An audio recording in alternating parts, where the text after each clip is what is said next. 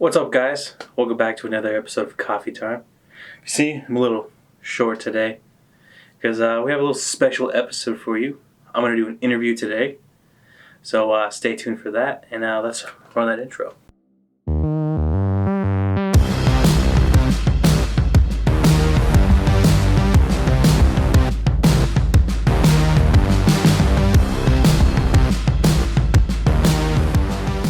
Alright, guys. So let's get this interview started. Let's welcome our special guest for today. So can our guests come on down? You're the next contestant on. I'm gonna ask Woo! What's up? It's so good to be on this show. I mean, it's all the famous stuff that you do, on a daily basis. I don't know how you nailed me down in a time like this. I'm bigger than Regis and Kelly. I'm bigger than Kelly and Ryan. I am bigger than Jimmy Fallon, and I am bigger than Jay Leno. I can't even believe I got on this show tonight. Seriously. I know your manager's been hitting us up for a long time. Yeah, he has. And we've been shooing him away, but we felt it was time to have a nice, calm interview with a nice, bald man. Thanks. I like being bald. Bald is the new beautiful, right, guys? Absolutely. So this is gonna be a nice little calm interview. So we're gonna sit all fancy, teleprompter. All right. So who are you? Well, if you don't know, because my fame, is all over the place. My name is Josiah. Yes, I am 27 years old, and it is a pleasure being here with you. What's your name again? It's River. Oh, okay. Sorry. He told me that out there, but it kind of sounded like... That was me. Oh, it sounded like Ribbit for a second. Anyways, so I'm actually from Surprise, Arizona. Grew up there in the desert. It was hot, sandy. Hot in the desert. Never would have thunk it. Yeah, I know, right? You would think that it would be like mild temperatures. No, it was sweltering. It was so hot. Man, disappointing. It was disappointing. It was. So, were you born in Arizona? I was not. I was actually born in California. Sorry. I know. But what was cool was I was actually born in the same hospital my grandmother was. They updated a few things, I hope. But, I don't know. You were born, what year was that? 1923? 1898. Oh, 1898. Yeah, 1898. Ancient history. Ancient.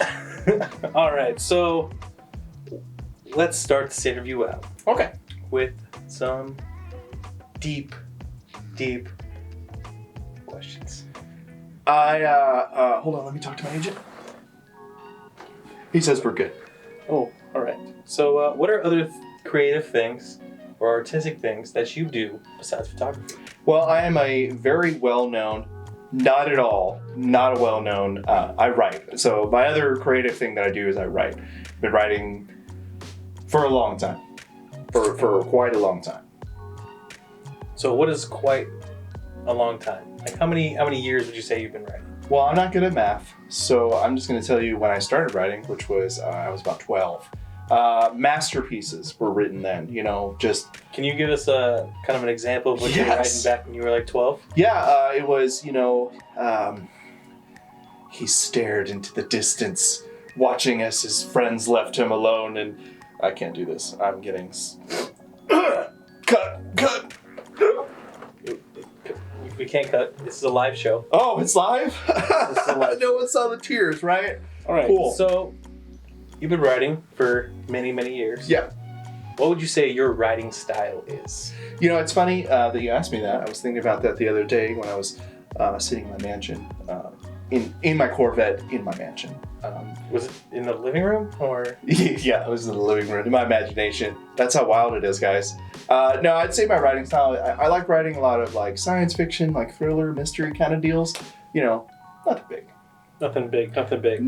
Obviously, because it's not published, so. No, it's not. Can't be too big. Thanks for reminding me of how unpublished I am. It's okay. Maybe after this you can get published. Maybe. I'll talk to our producers and stuff, see if we Yeah? can get to a deal. So, do you think being a writer helps you with your photography? You know, And if so, how? So Rivet.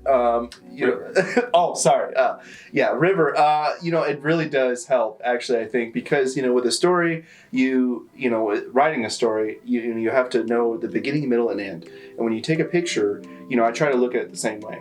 Because you're trying to tell a story with a picture, right? You want the viewer of the photo to feel the same emotional presence or a different emotional presence.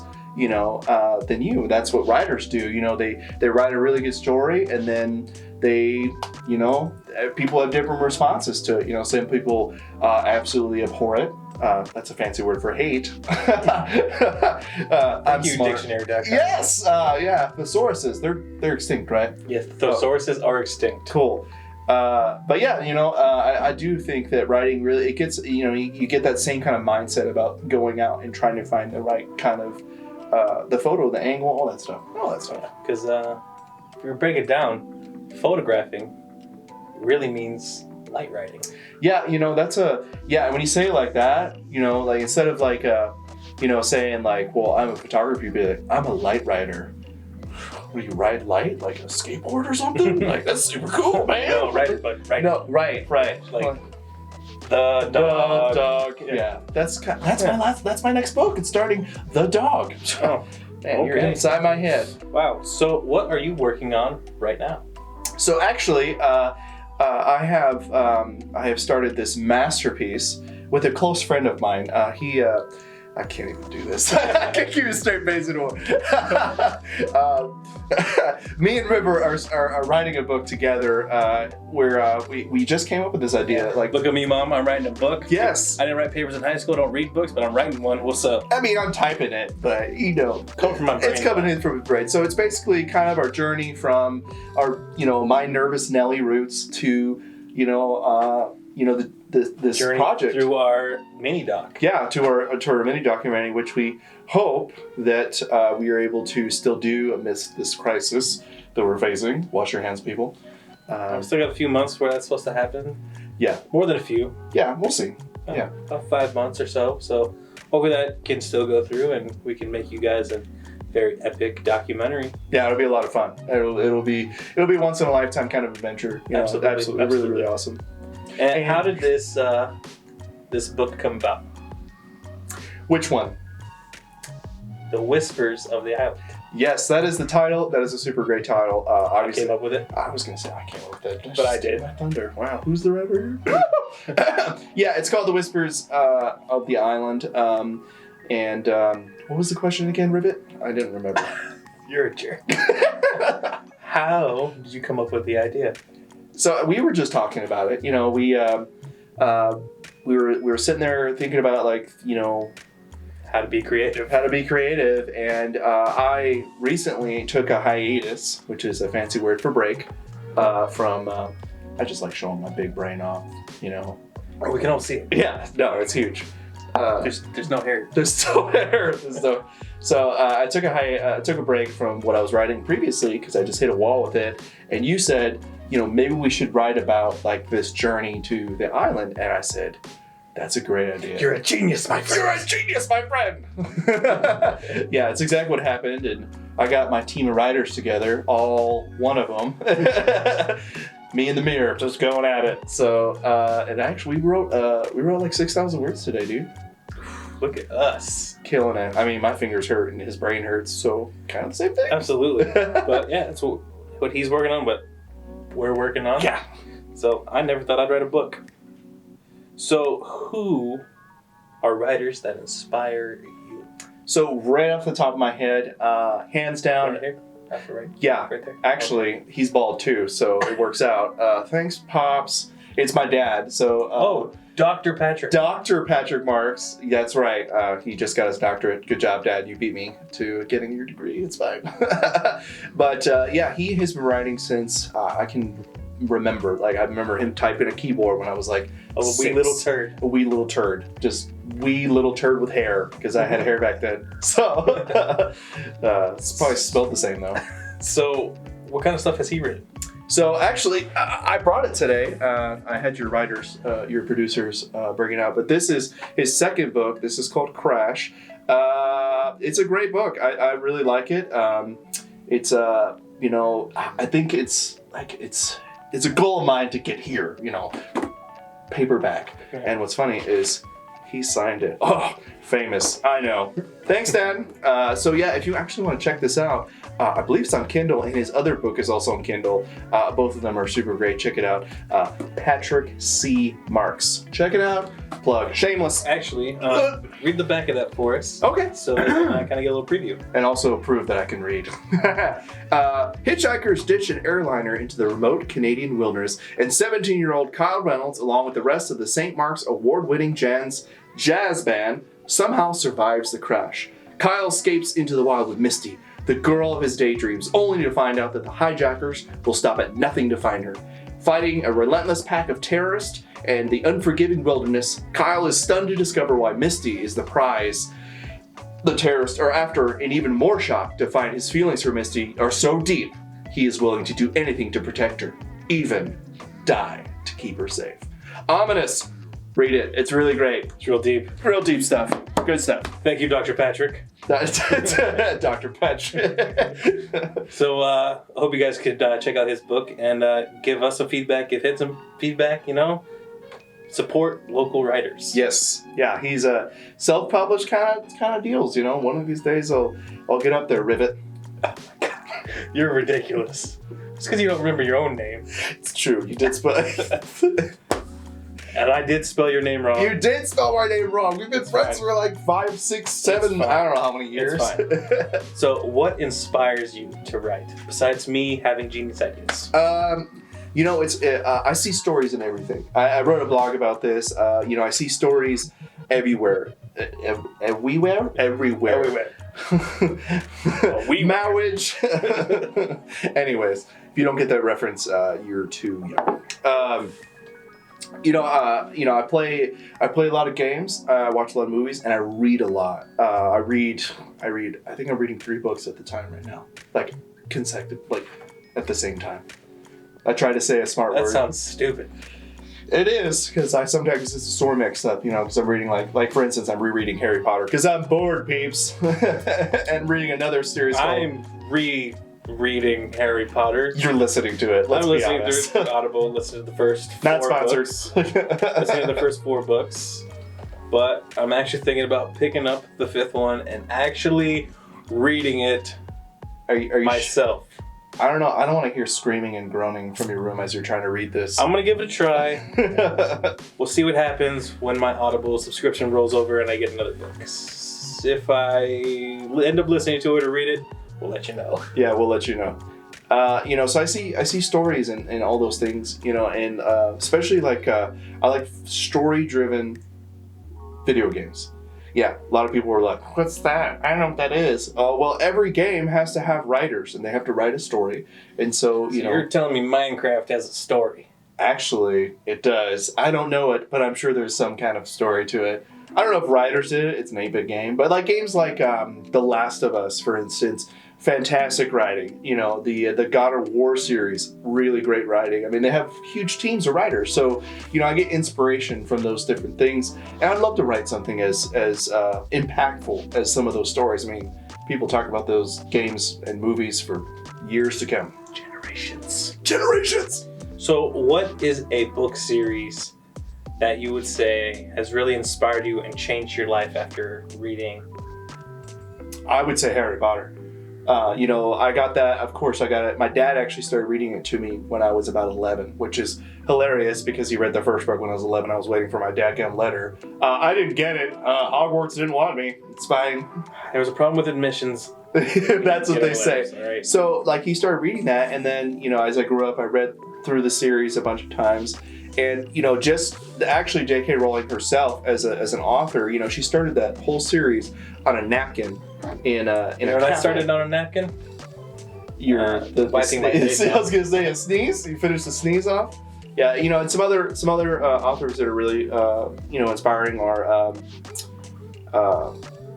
Jake Gyllenhaal. Jake Gyllenhaal. He wrote some great stuff. No, Tolkien, you know, with the whole Lord of the Rings series. I mean, he invented a language. I mean, that's crazy. I barely speak the language. This language, yeah. What is this, American? That's what I speak, guys. I speak American. English is too hard. Yeah, it is too hard. So, what are you looking to get out of your writing career?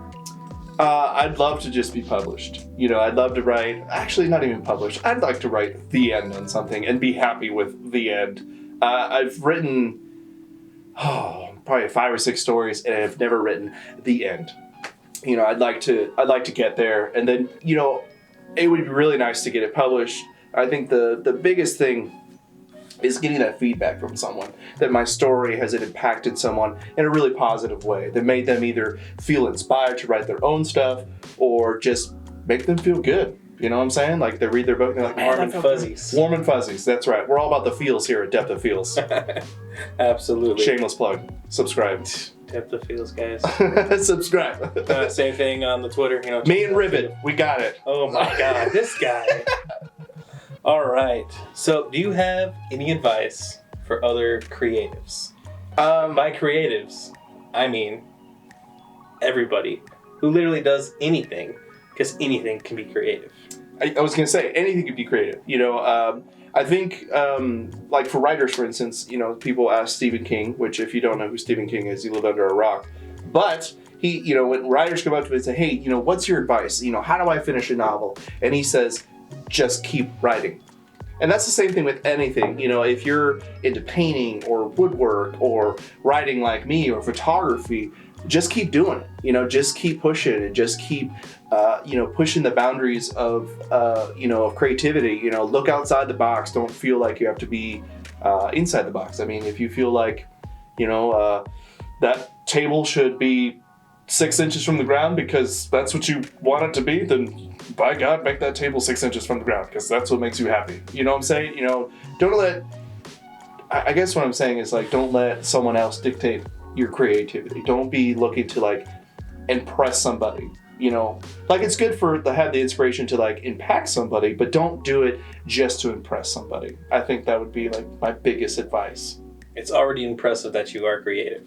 Exactly. Absolutely. It's already cool and already, dare I say, hip to be, you know, creative.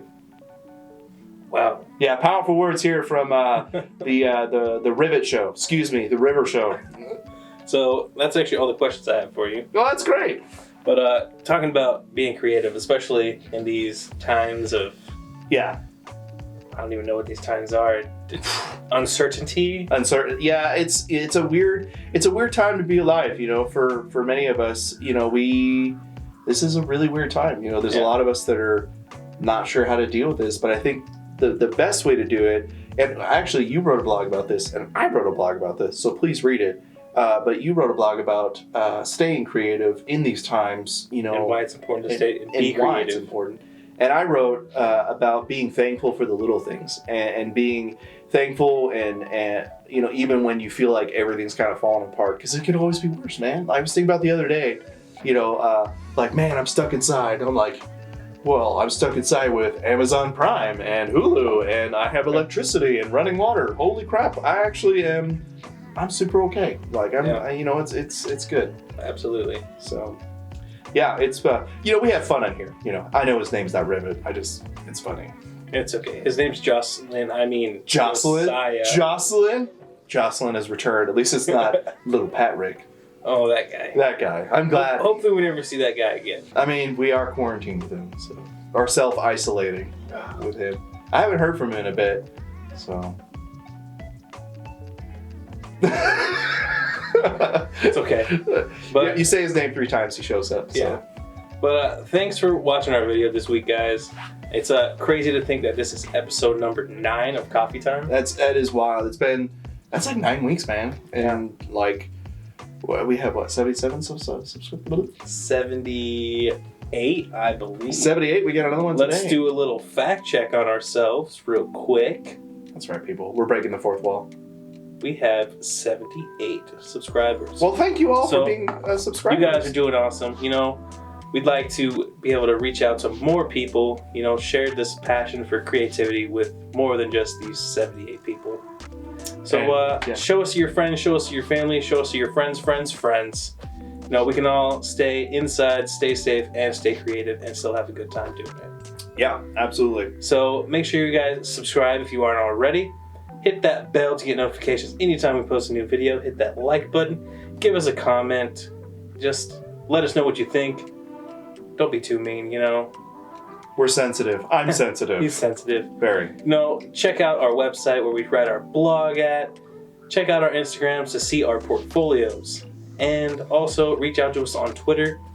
Send us some questions. We would love to do a Q&A video. You can also send us questions over Instagram. You can do it over Facebook. Just let's get a Q&A going. Let's stay connected. Let's stay creative together. Yeah, I mean, we're so lonely. Just comment. And I know you guys are all wondering. Well, I'm wondering when we get to go outside. But when we do get to go outside, we are going to do another adventure vlog. That is not going to be a dying thing. That is going to happen as soon as we're allowed to go somewhere. Yeah, that series. I missed that series a lot. We had that video a couple weeks ago, 2 weeks ago, I'd say, about how much we missed the adventure vlog. Yeah. We went back through them, and I really do miss it. So we have lots of ideas, so stay tuned for that. And as always, guys, take your shot, just go shoot. Let's make it happen. Thanks for letting me interview you, bud. Yeah, it was fun being on your show, Rivet. See you later. I hate you. He wants to be a part of this whole thing.